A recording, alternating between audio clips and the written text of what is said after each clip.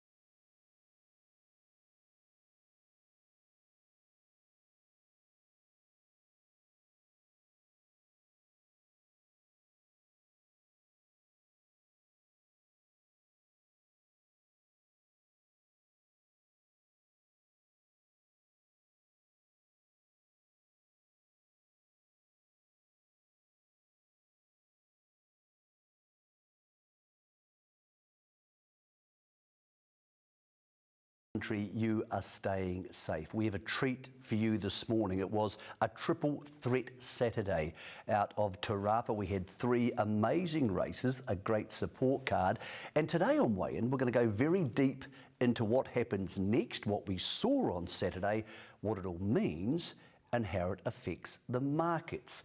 I'm not totally on my own today. Emily Bosson is joining me, but she's joining me from home on the farm because, Em, you've done the sensible thing, paid attention to the government warnings and not jumped in your car and headed to Auckland. Good morning to you. We're hoping that later in the program we have an appearance from the star of the Bosson House. Not Opie, just hoping Max can join us on the show at some stage. Yeah, I'm sure that can be arranged. It might be a jump into the camera later on. Hopefully he stays away for the important parts of the show. But thinking of everybody affected by the storm this morning, hoping everybody stays safe over today and, of course, tomorrow. What a day of racing on Saturday, Michael. Wasn't it just mouth-watering? We saw some new stars emerge and just such an exciting couple of weeks coming up with regards to these horses and where they head in the near future. But it certainly didn't disappoint on Saturday. It was a day for the ages. Racing fans across the country, no doubt, just glued to the TV because it was a fantastic day out. At first look, it looked like it was pretty simple. 3 favourites. Emily won the 3 group races. Not quite that simple, far more complicated, far more dramatic, and with far bigger implications for races like the Derby, the Oaks, and we're hearing this morning Imperatriz is going to be heading to the Newmarket. So Emily Bosson with us throughout the morning. Andre Neil has helped us with a whole bunch of post-race interviews. Let's get into it. Let's analyse one of the best days of the racing season. Thank you for joining us to do that this morning. The $450,000 Herbie Dyke was one of the Wait for Age features on Saturday, and it was such a great performance from Sharp and Smart. We decided to lead with him. Here is your favourite for the Derby, and here, potentially, a great 3-year-old in the making. Ranged up, Campioness is looking to get out. Sharp and Smart on the outside. He's a doozy. Defibrillate still there. 5 of them across the track. Sharp and Smart ranged up. Campioness is coming with it. Defibrillate on the inside. Sharp and Smart, the 3-year-old. Well, we've seen another beauty today. Sharp and Smart. Sharp and Smart has won the Herbie. What a performance, Graham. Sum that up for us. Well, when he learns to be a racehorse, I think I got a good horse. I think you might have too. There must have been concerns, especially when you were trapped wide and doing work early. No, not really. I think he's a freak. He can run a 633 and he still sat there, and every time you hit him, he gives. From what he was doing in the spring, to see him come back and win a Group 1 Wait for Age in summer, how special is that? I think next spring, I think you'll see a real good horse. Is that on the first Tuesday in November? I hope so. What's next, Graham? I'd love to take him to Hong Kong. but we'll see what happens. New Zealand Derby next up, Yeah, and then Australia. AJC Derby. I look forward to it all, Graham. Well done. Thank you. Ryan, there must have been a few anxious moments, but what a horse you had under you. Oh, he's an absolute champion, and the best thing about him, he's still got room to improve. He's coming off a tough run down at Wellington, and he's really tightened up well for this run. Yeah, could you believe that speed that sort of had you posted early on? I dictated that they were going to be punching up early just to hold a spot with us coming across, but he switches off so easy. I was able to slot back and slide behind 3 wide recover. And when he's unleashed in the straight, what's he shown you today, Ryan? He come off the bridle early like he did, and he kind of got a kid, so I just let him coast along until he straightens up, and once the horse got up the side, he really dug in deep, and he's in through the line strong. You've got another top horse coming up in Levante, but obviously this one here gives you another Group 1. How does he rate now among the horses you've ridden? Oh, he's definitely up there, only because he's so much more he's got to improve. Like, he's such a young horse, and he's mentally weak, but he's a lot more in store for him. Only 2 riders have won this weight for age double in the past. You've got a chance of doing that with Levante now. How are you feeling about that? Oh, I'm feeling really good. Her work during the week was outstanding, and just coming to the better track, it's perfect out there, and she's going to love it. Congratulations, Ryan. Cheers. A lot of sacrifice went into the week for Ryan Elliott to get to the 54 kilos to ride Sharp and Smart. Ryan, congratulations on that. And also a no panic ride. Went forward early. Obviously they kicked up inside, went back again. Didn't get the ideal run, but he didn't panic and got the horse into a rhythm. Here he is coming wide. Here's the bump from Campionessa coming out, as it is allowed to. Gives it a bit of a shove, the 3-year-old holding his ground. Defibrillate very good from in front here. We'll bring Emily Bosson in. Thought he was really brave, Em. And Wild Knight, who loomed up to potentially win at the 300, peaking on his run, and I thought Em suggesting he's not a Derby horse, but a horse who clearly is Sharp and Smart, and it's going to take something very special to beat him when he returns to Te Rapa in under 3 weeks. Yeah, most definitely is, isn't it? And I don't think it can be underestimated what he was able to do in the spring as a 3-year-old. Such a tough campaign, winning the Spring Champion Stakes, then going down to the Victoria Derby. He really had a tough time to have then come back, run on a heavy track at Wellington. You could make any number of excuses for him to have not run up to standard in that weight for age on Saturday, but he's just so tough. And when Campionessa came to him, there was a moment when you thought Campionessa was perhaps going to go straight past, but he just digs it in, and I just can't see how they're going to beat him. I mean, if he's able to do that, you'd think he's only going to be more potent when he gets up to the 2-4 and back to his own age group. So super exciting times, and the feedback around Sharp and Smart, everybody's saying he's mentally weak. He doesn't look mentally weak from an outsider looking in. There's just something really special about Sharp and Smart, and I think we're going to be hearing a lot more about him in the future. A huge array of options for him. We'll look at the markets and some of the opposition shortly, but obviously the New Zealand Derby, the ATC Derby, and of course he could be anything from a Cox Plate horse to potentially a Melbourne Cup horse. That is all in the future. From the Te Rapa team, they had 2nd and 3rd in the Herbie Die. Here's one of their racing managers, Reece Trumper. Well, I'm sure you'd be delighted with the performance of both runners in the Group 1. Yeah, they both did us proud. They're both really top-notch horses, and they've shown that today. Let's talk about Campionessa firstly. Talk about the run today and where to from here. I thought Opie got her into a nice enough spot, got off at the right time, and she got the split, and it's taken a really good one to run her down, but she's going well. We've got a nomination in the Auckland Cup. She's well weighted at 55 kgs and that, or we can keep her fresh for the Bone Crusher. It'll be one of those 2 races. I'd say the Bone Crusher is more likely for her, but she's going well. We saw a lot of the 3-year-olds step out today. Of course, the winner was a 3-year-old, but also Wild Knight, and performed bravely. Yeah, look, Michael gave him an absolute peach. He couldn't have done anything better with him. Got off at the right time. He probably still just a bit new and looking at everything when he went to let him let down. So we've got 3 options here for him. We can freshen him for a Living Classic. We can go to a Derby, and he also holds a nomination for the Randwick Guineas. But we'll just get him home and have a look at him and make sure everything's all good. when you talk about races like that with your contingent and the other opposition today, it's a really exciting time going forward for New Zealand horses across the Tasman. Yeah, it's great. I think it's the best bunch of 3-year-olds we've had since I've been involved in racing, and it's a really big thrill to think that we can go to Australia and be competitive and that we're in their TAB markets. It's really encouraging. Okay, so let's go through them one by one. Sharp and Smart is now favourite for the New Zealand Derby. Of course, that is back at Te Rapa on the 4th of March. Now, we'll get to Prowess in a second, so we'll just park her for a little bit. Sharp and Smart 2.6. Ryan Elliott retains the ride there. Is also the favourite for the April 1st ATC Derby. That's at Randwick, so he does have quite a bit of time between the two.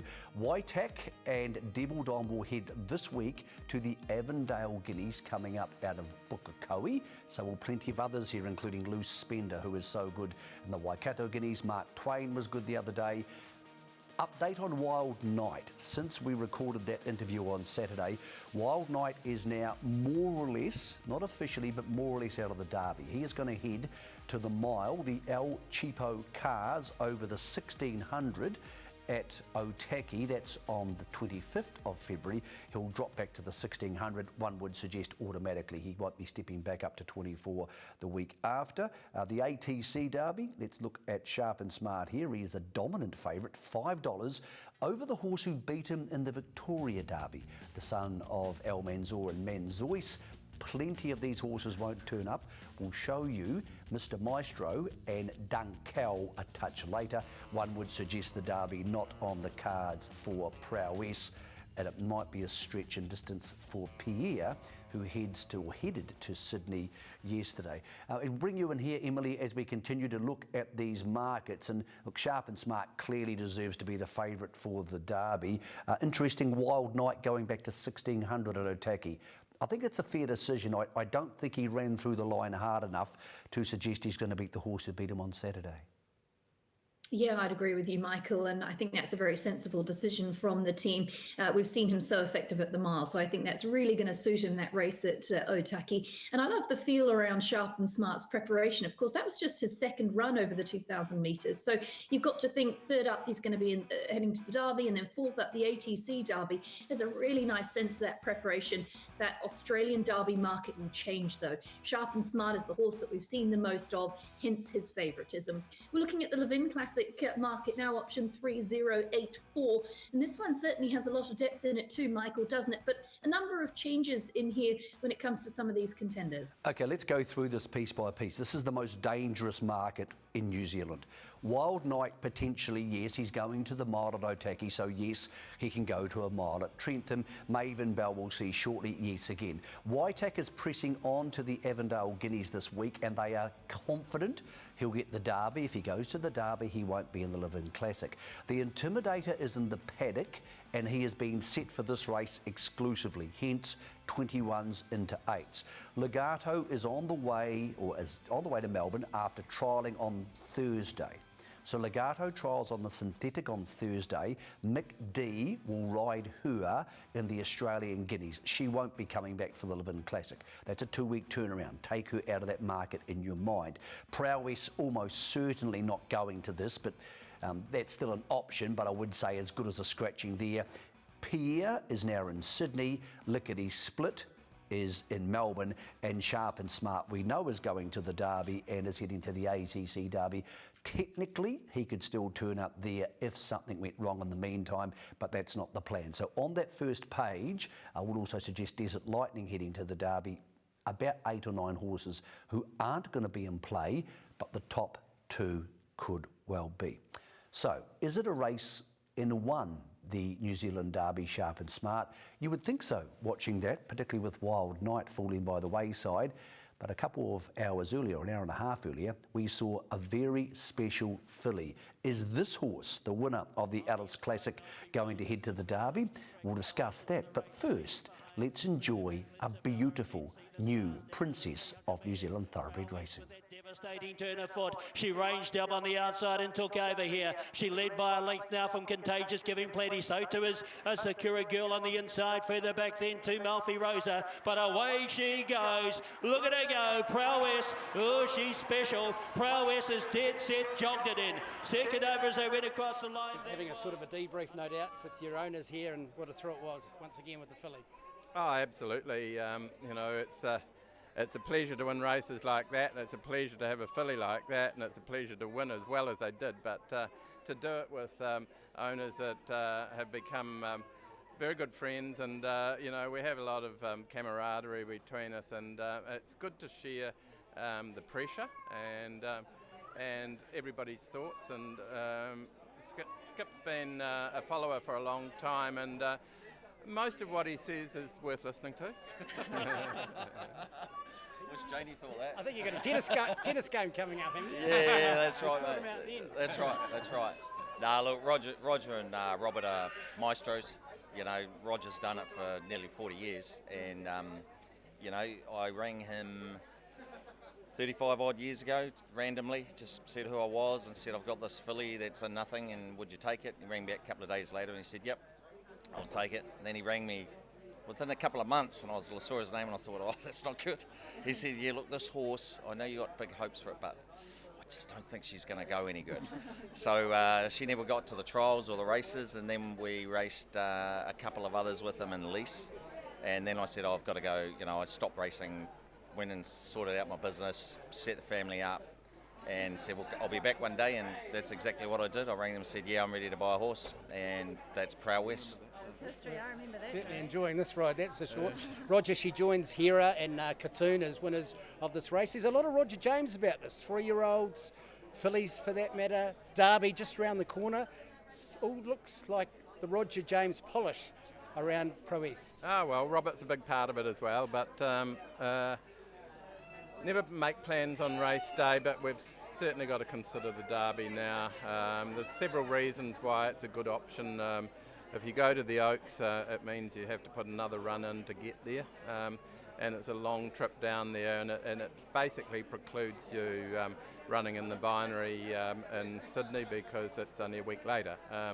Whereas you go to the Derby, you have one less run and you have a 3-week gap to the binary. But having said that, I'm a great believer when you've got options, you take them, and I'd like to see what other Derby contenders are doing before I make that decision, because on her resume we need a Group 1, and if maybe later today we see a horse come out that looks very hard to beat in a Derby, we may go to the Oaks, because as I say, it's very important she wins a Group 1 now, and there's 3 smart colts coming out later in the day, and you know, we might be running scared after that race. So, you know, I'm not going to make a decision now, and I'm not going to make a decision until I have to.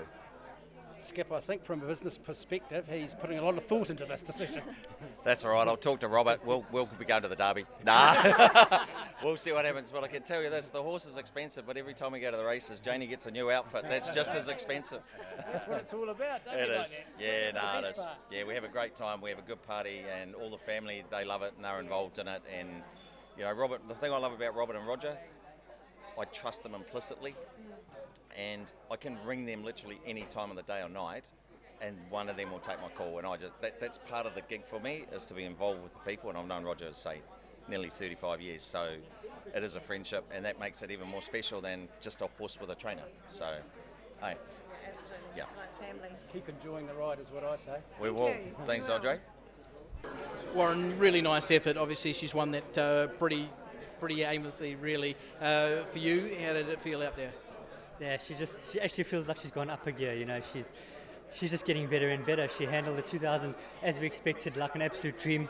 Got her over from the gate, which is always the plan. You know, there was plan A, to get her away from all the horses. You know, the things that beat good horses are the pace in a race. So I was happy to be one out and watch the pace, what it was doing. And she just powered home, didn't she? She was just getting better and better as the race was going on, and a lot more to come, a lot of gears still to come. So she's something special. What sort of advice would you be giving to the trainers now? What would the target be that you would suggest? Just keep doing what you're doing. And look, I'm not a trainer, I don't profess to be. I don't know the program. Mr. James and Mr. Wellwood will sort that out. They know best. They've done this a million times, so they'll know exactly what to do with her.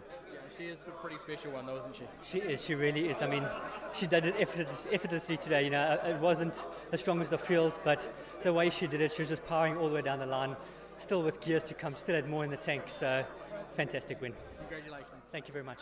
Warren Kennedy taking luck out of the equation there with Prowess. Now, he did get a 1 week suspension for tightening his rivals at the 1700 metre mark. It was a pretty obvious one. That'll be deferred so he can ride Aquacade in the Avondale Cup this week. She's favourite for the Auckland Cup. Let's just talk about the 2 runs. You've seen them both now. You can make your own decision. Sharp and Smart, 2.251. Overall time price here, 2.256. But 500ths of a second, largely irrelevant. Sharp and Smart home in 34.3, Prowess home in 35.5. So 1.2 seconds slower, but Prowess under no duress and doing things very easily. Emily, when you look at that, and there's no confirmation Prowess is heading to the Derby, Roger James telling me last night he'll decide next week. But when you look at that, do you give Prowess any chance of beating that version of Sharp and Smart in the Derby?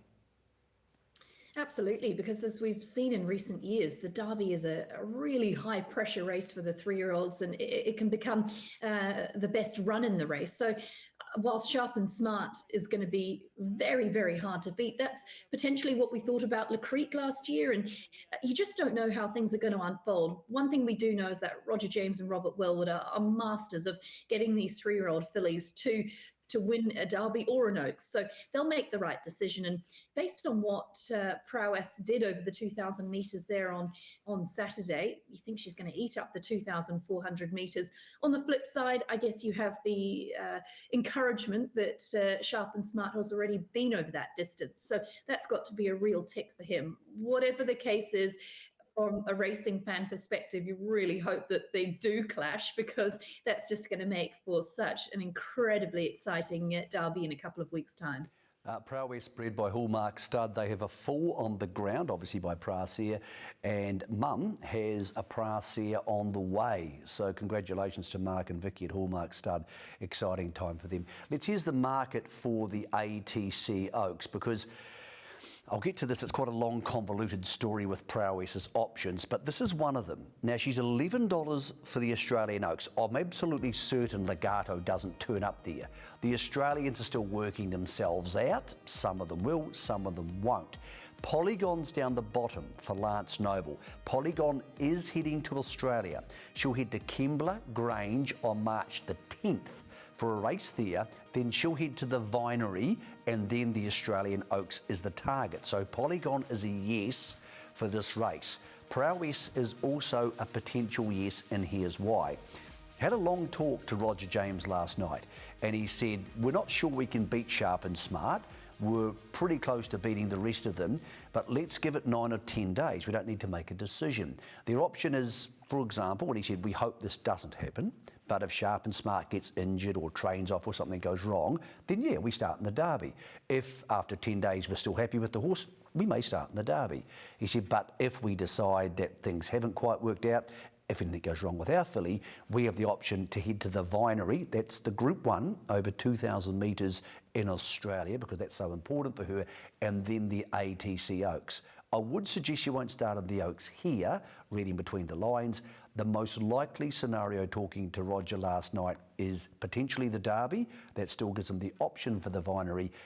Rising Romance did something similar, running second in the Derby here, winning the Vinery, and then the ATC Oaks. Here's the New Zealand Oaks market. Legato heading to Melbourne, as you now know. Prowess unlikely to be involved in this. Polygon heading to New South Wales. That means all the other horses on this page, including Sakura Girl, who was very brave the other day running second. These horses are in play, and pretty darn happy to see numbers 1, 2 and 146, Emily, more than likely not turning up at Trentham. So the Oaks probably far more open than that market suggests, because I think the top, or 3 of the top 4 there, Emily, won't be heading to Wellington.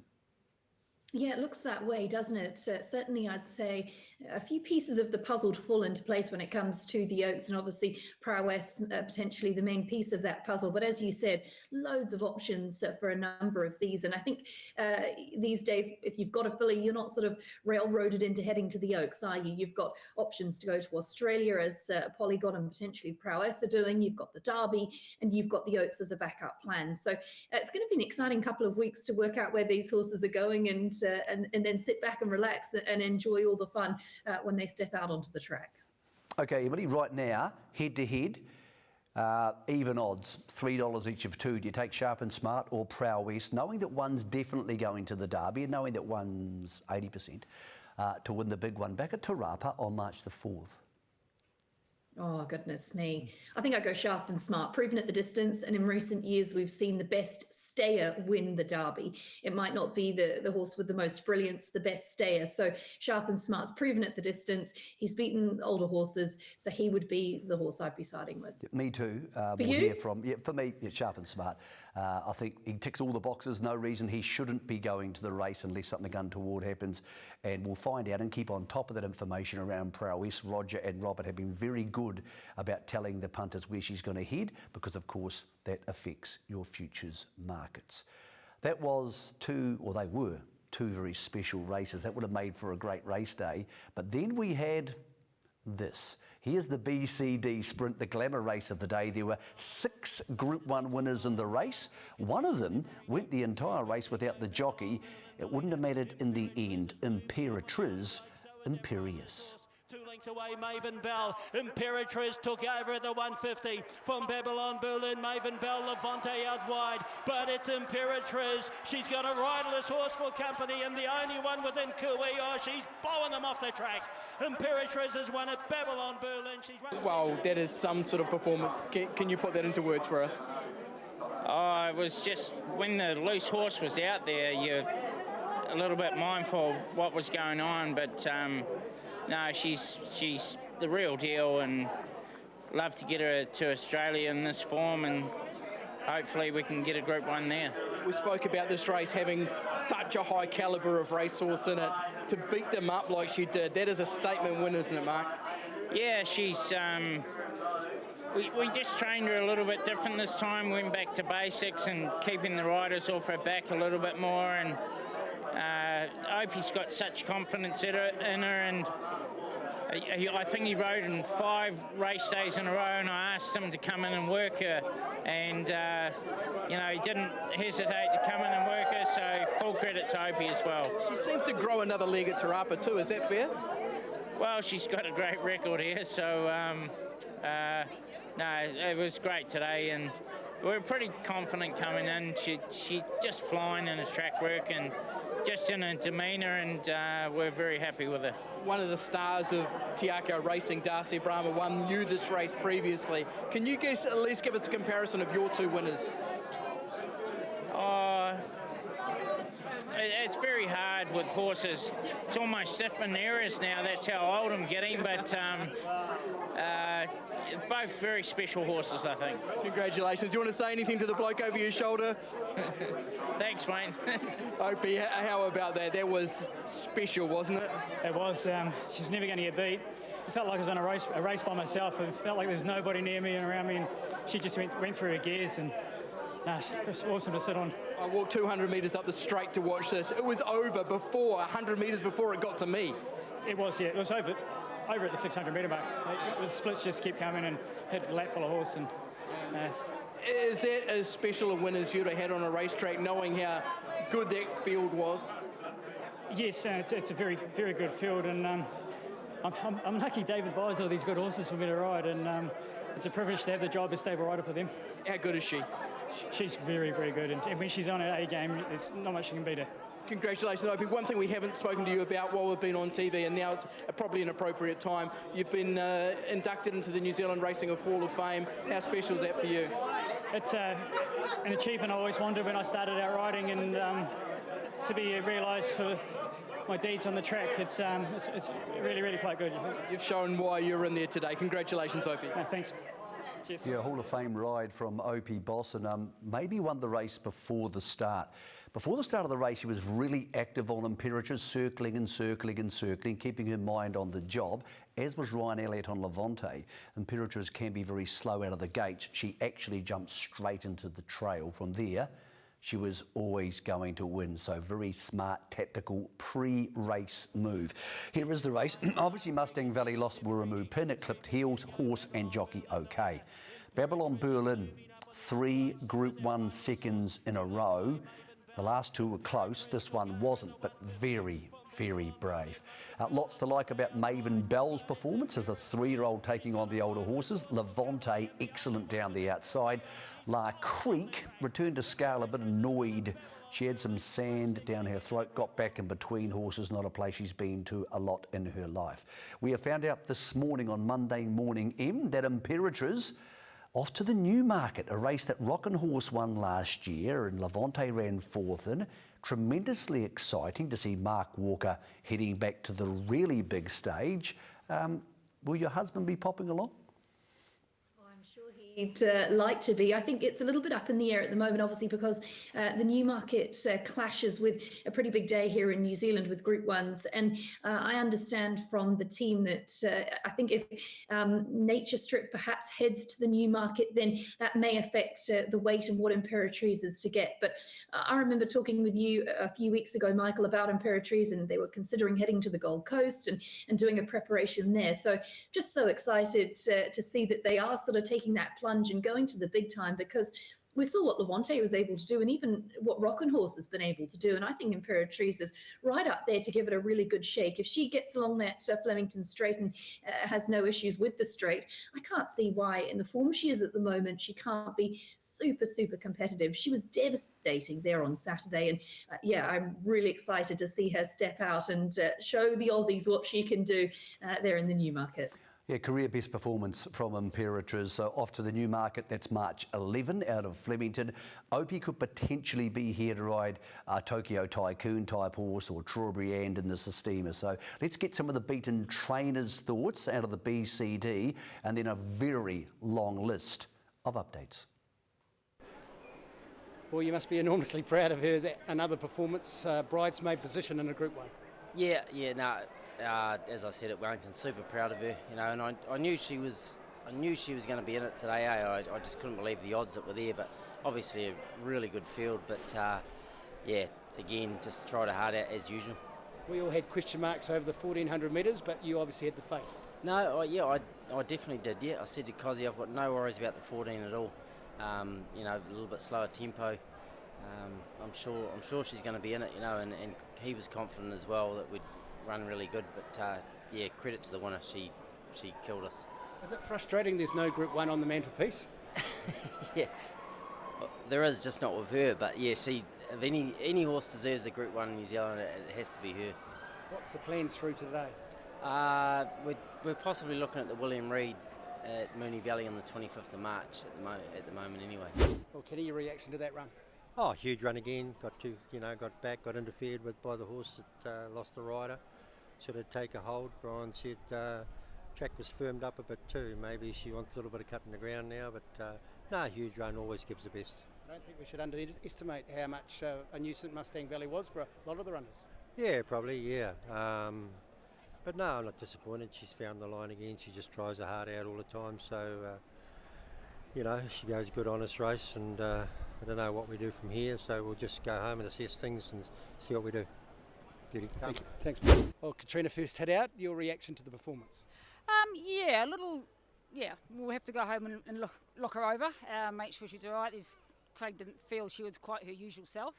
And looking at her post-race, the tail's going a bit, so there's a possibility she could actually be in season. So just, you know, those sort of things when you race mares, that we will go home and look her over properly. Nothing glaringly obvious. She seems to have pulled up well within herself. Just those sort of couple of, I think maybe a couple of minor issues, and also being back in the field on the fence here, a little bit of kickback in her face, which she's probably not used to, the sand and that kind of thing. So minor things really, but yeah, we need to see a solid run before we make any plans further afield. So watch the space. Yes, absolutely watch the space. Yeah, at this stage we'll still look towards Otaki with her, but as I say, we'll give her a good going over on Monday with the vet, and yeah, make sure she's all in one piece. But yeah, first glance at her pulling up, she is fine in general. Yeah, just a bit of a circumstantial run, but it was always going to potentially be that kind of race and that kind of company. May be leaving you guessing regardless. So yeah, but yeah, happy now. She's had a run now, and we can make plans to go forward.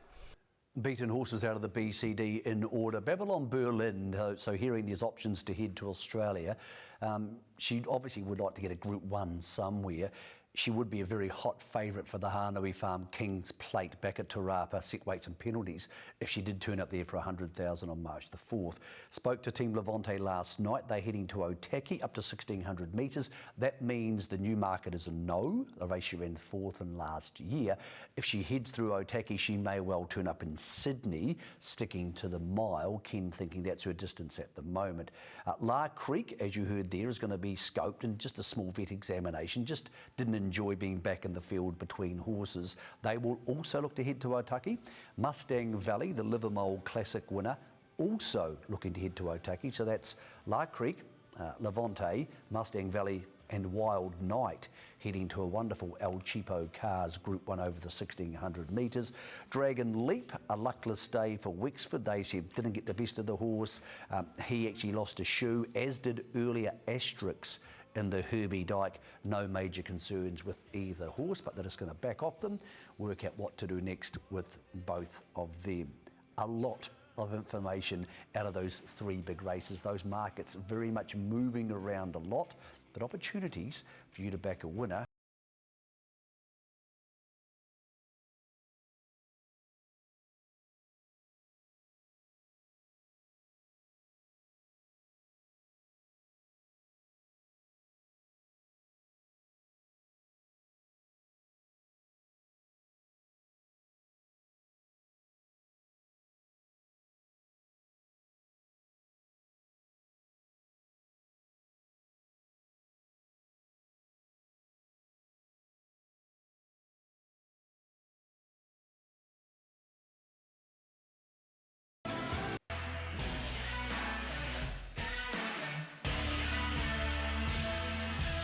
Today's weigh-in is brought to you by our stable of sponsors.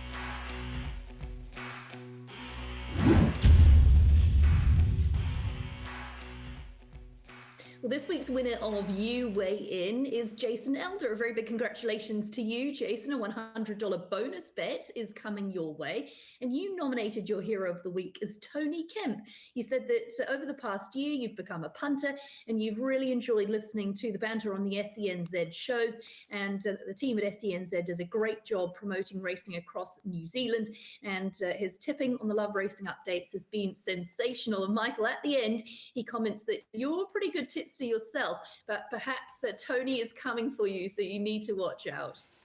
I'm happy to have a tip-off with Kempy, who I love. I don't think I want to arm wrestle or get the boxing gloves on with Kempy. I think that might be a bit one-sided. But tipping, I think we can hold our own. We could organise something. We love the people from SENZ, and they do a great job for us in New Zealand racing to promote it to a different audience. Well done to you, Jason. Hope you do something smart with your $100 bonus bet.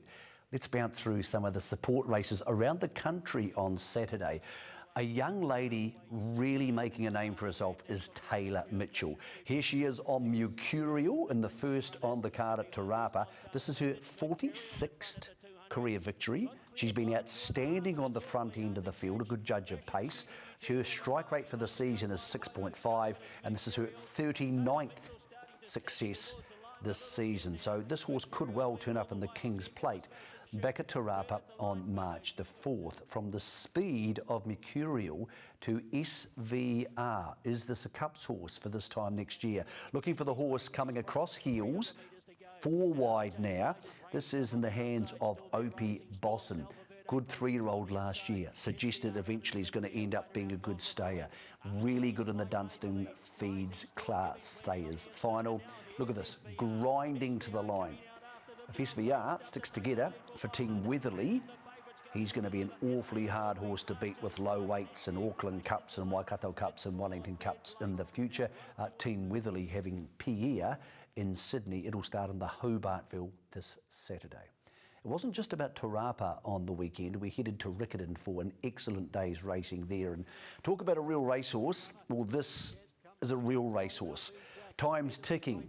Won on the heavy about 4 starts ago. Wins on a good track here at Riccarton. Carried 62 kilos and carried it proper because the second horse, the horse in front, Bully Boy with the claim, carried 52. So for Albie McGregor, here's Time's ticking, carrying 10 kilos more than the horse it wears down in the Banks Peninsula Cup. That's a proper racehorse. Well done to the team with Time's ticking. Also down south, we saw Terry Ray get another success with a former North Islander. Rockland is a horse who couldn't win a maiden in the north. Poor old Rockland. The first time he went to the races, he raced in a maiden race. He ran 5th. That race was won by Rockin' Horse, who's won 2 Group 1s over 1200 in Australia. Life is a lot better for Rockland in the south. Here he is winning on Saturday at Trentham, and he could potentially, at Riccarton, could potentially head to the Lightning Stakes at Trentham next up. Has an outstanding record, 6 wins from his 19 starts. And Terry, once again, with her outstanding strike rate. Lisa Latter should have been proud of He's a Doozie's performance the other day in the Herbie Dyke. A bit earlier in the week, last Monday, she had Bell Clear in the listed Thoroughbred Breeders' Stakes out of Taharanika, her second black type success this season in a barnstorming finish here. What a beauty it was. What a ride from Michael McNabb. Oh, I don't know here, Tamahino, Bell Clear, and then we had... One of many wins last week, something like 12 or 14 for Michael McNabb. He was absolutely on fire, and that's reshaped the premiership. He went into 10 days ago behind Craig Grills. He's now on 86, Grillsy 82, Opie on 69, and then a trifecta of our wonderful female riders, Kelsey Hanning on the verge of a half century, Lisa Allpress the same, and Taylor Mitchell doing such wonderful things. Here's the market. Nab is $1.30. After that, $3.20 for Grillsy, and the market suggesting the rest, while doing a super job, are playing for the minor placings. Emma, it's a great premiership. It's a pretty exciting premiership. And talking about winning riders, we've had an update on last week's winning riders and trainers. We've had a very successful, someone we didn't get right last week, who's getting things right on the track. Yeah, I owe a really big apology to Ebony Turner and Michael, because last week I made 2 mistakes. Not only did I get her name wrong, but then I said that she'd ridden her first winner when, of course, she'd trained her first winner. So, Ebony, a massive apology to you, bad journalism on my behalf. But we were delighted to see that you got a second training win with Whiny Meow. That is awesome stuff. So, big congratulations to you. And as we head off to the break, we leave you with vision of Whiny Meow getting Ebony her second training victory. Bushmills Billy threading into the clear. He's coming to the outside to make his run. On the turn, it's the advisor for now. Here's Bushmills Billy up the centre of the track and coming right with it. Whiny Meow. Whiny Meow took the lead. Bushmills Billy trying to reel it in. He's coming now. Billy Boy up on the outside of Whiny Meow. They hit it. Whiny Meow, I think, will just get there.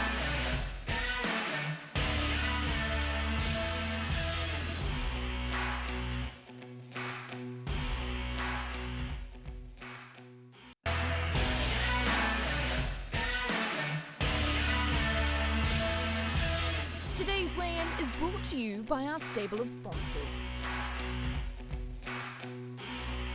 The New Zealand assault on the Australian summer into autumn riches has started with the Ore Stakes out of Sandown outside Melbourne on Saturday.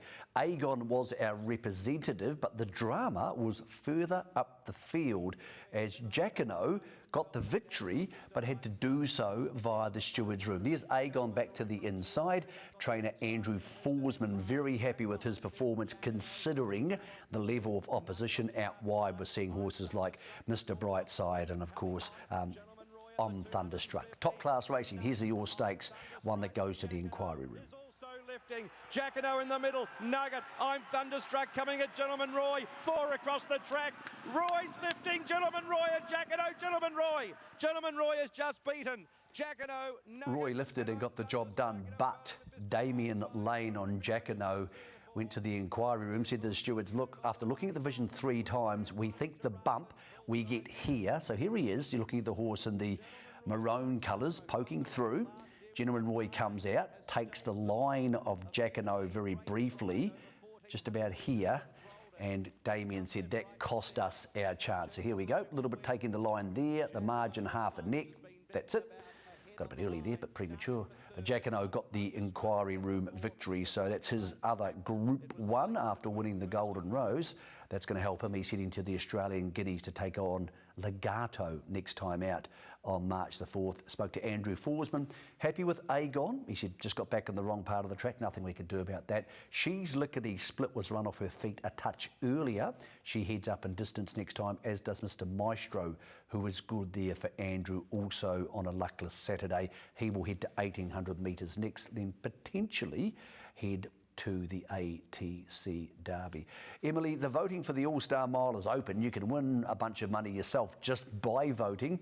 2 Kiwis in play, Agon and La Creek. I spoke to both sets of connections and they said, look, yes, it's still something we're looking at. So I would suggest for our viewers, vote for the Kiwis and try and get at least one of them into the All-Star Mile. Yeah, exactly right. A number of Kiwi breds in there as well, Michael. Just glancing at the top part there, I'm Thunderstruck. I Wish I Win, who of course was successful in the Golden Eagle, looking to take out another big money win in the All-Star Mile. And it's such a great concept, isn't it? There's a look at the marker. Alligator Blood at 5s, and I'm Thunderstruck 5s as well. And you've got 7s for Zaki. Jacquinot, of course, with that second Group 1 win now under the belt, is a big mover in that market also. Option 3729 for the All-Star Mile, and jump online for the voting. We had a number of other Kiwi successes across the ditch on Saturday. The first one of those that we want to highlight is a horse called So Unusual, who was very impressive when winning a Son of Unusual Suspect. He was winner at Woodville for Fraser Orette in April last year and has actually won its past 3 for the McAvoy team. Sporting the silks of My Racehorse and Microshare Syndicator, they just don't really know where the ceiling is with this horse. Has done a really good effort, good work in a short space of time, and they're going to head off to the Roy Higgins Quality over the 2,800 metres, hoping to book a place in the first Tuesday in November, that being the Melbourne Cup. Bred by Nigel and Adair Orette, So Unusual was identified by that man, Phil Cataldo, and a really good advertisement for his Leatham stud-based sire, Unusual Suspect. Here's another Kiwi winner, and this is Here to Shock. Damien Oliver took luck out of the equation, going to the front and getting the victory. Rob Slade went to $70,000 to purchase the then colt out of the Lonhro mare Frescoes from the Cambridge stud. Yearling drafted book 1 sale at Karaka, was bred by the Sunlight Trust. And Ben and JD Hayes, they lost the Group 1 in the steward's room, and this certainly would have helped Here to Shock getting up to score on Saturday. The New Zealand also got... Sorry, Emily. Yeah, you go, Michael. No, I'm just butting in there. Animo. The New Zealand horses are very good at Sandown. Not so much luck here because, of course, Animo is the star of the show across the Tasman. He was a little bit lazy, a bit lackadaisical, but he just keeps on winning. This was him at the Group 1 in Sydney. He's on a Group 1 path that could ultimately end up back at Royal Ascot for James McDonald. He was there last year with Nature Strip. And Emily, I wouldn't be surprised if Godolphin want this fella to head there to make him potentially a dual hemisphere stallion. So maybe, if things go well, Animo and J-Mac heading to Royal Ascot.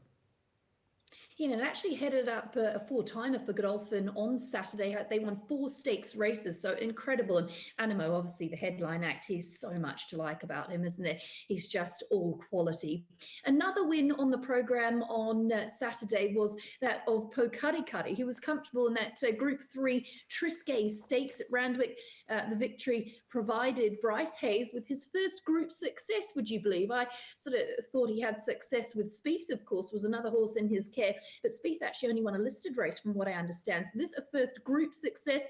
Po Kari Kari was purchased out of Curramore's 2020 New Zealand Bloodstock Book 1 yearling sale draft for $100,000 under his Ellerslie Lodge banner. So a big well done to him with Po Kari Kari. The other horse we were going to highlight as well, Michael, is one that was successful in Tasmania, but certainly caught the eye, and that, of course, is Dun Kelly. Literally did what you couldn't believe in the Tasmanian Derby. A fifth consecutive win for Dunkel, and he's now had 5 wins and a second from 6 starts. He was bred by Pencarrow Stud. A $40,000 Karaka yearling purchase for Stephen Ramsey. He made $100,000 then when offered by a Hookia Lodge at the 2021 NZB Ready to Run sale. He's picked off the Tasmanian Derby, and he's got some other derbies in his sights. We've seen, obviously, horses in the past be able to build off that Tasmanian Derby. So excited to see what this horse is able to do. Australian Derby again. This is April the 1st, at Randwick, and of course Sharp and Smarter Men's always we know Mr Maestro, we know Dunkel, $15 for that market prowess pair, maybe unlikely to turn up there. Emily, no sign of Max or Opie? There's no more Bossons joining us on the show today from home? Well, I gave them a little instruction to head in about 11:24, 11:25. I thought we were running a bit behind for the show. They haven't appeared yet, Michael, so perhaps they're not going to make an appearance. Big tick to Opie for the childcare this morning. He's done a great job, hasn't he? All the doors are shut. He's locked them down the hall somewhere, probably on the iPad. Actually, he might be coming in now. I can Here we go. See a little blonde head. He's heading towards me. Here he comes. Morning, He's Max. pop up. He's made a few appearances on Blind. And look, I've even got this one. Oh, the whole family's here. For those who don't know, Bosson clan. For those who don't know, Max is the big one. That's little Honor, who's the little one, and the other little one's Opie, but he's not in shot. Hello, Honor. Welcome to weigh-in. This is the Bosson family. My sister Philip is going to love this. There's Max, the smiley What do Max. they say, Michael? Never work with children or animals. And I'm breaking all those rules, aren't I? And you have to work with both them and me. See you, Max. Thanks for joining us on weigh-in. From one set of legends to another, well done to Te Rapa and to New Zealand Thoroughbred Racing and all the people associated with the legends who were at Te Rapa on Saturday. We had some of the great horses of the past there. They were leading out the fields. It was special to see Mufasa and Bostonian Sea Change. It was a wonderful day. We hope you've enjoyed weigh-in this morning, a different type of weigh-in. So much in play for our wonderful summer of racing here in New Zealand. Have a great week. We'll be back at 10:30 next Monday.